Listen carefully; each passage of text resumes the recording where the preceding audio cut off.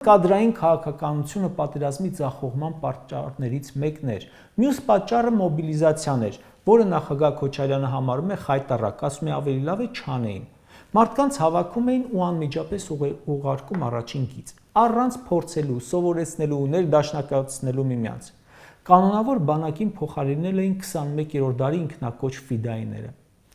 Ազգային ժողովի ԿՊԱ-ական փոխոսնակը այսօր մի հատ գրառում է անում ու հաստատում է այդ սխալ կառավարումը։ Ասում է, պատերազմի ժամանակ մտա կառավարության շենք, ՊՊՑ աշխատողներ չկային, ախրանա չկար, 2 հոգի էին, հարցրեցի պարոն վարչապետ, ուր են, ասաց ՊՊՑ-ի մեծ մասին ուղարկել է Սյունիք։ Իբր տեսեք, ինչ վիճակ էր, վարչապետն էլ իր ախրանիկներին է ուղարկել ռազմաճակատ։ Ու սրանք գլուխ են գովում, դա համարում են ճիշտ կամ հերոսական քայլ։ Կանոնավոր բանակ ունենալու պարագայում ՊՊՑ ծառայողը ինչ գործ ուներ Սյունիքում։ Իսկ անգամ բանակում չծառայած Նիկոլը, ով էր, որ պետք է որոշեր, ով որտեղ գնակռվի։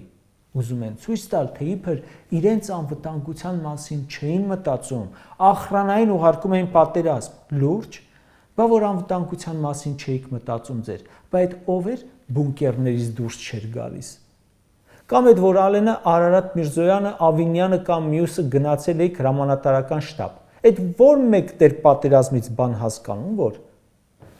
այդ պատմությունը արդեն իսկ ցույց է տալիս ձեր ոչ կոմպետենտությունը, ես կասեի հանցավոր տգիտությունը, որը հերոսության դրսևորում եք ներկայացնում։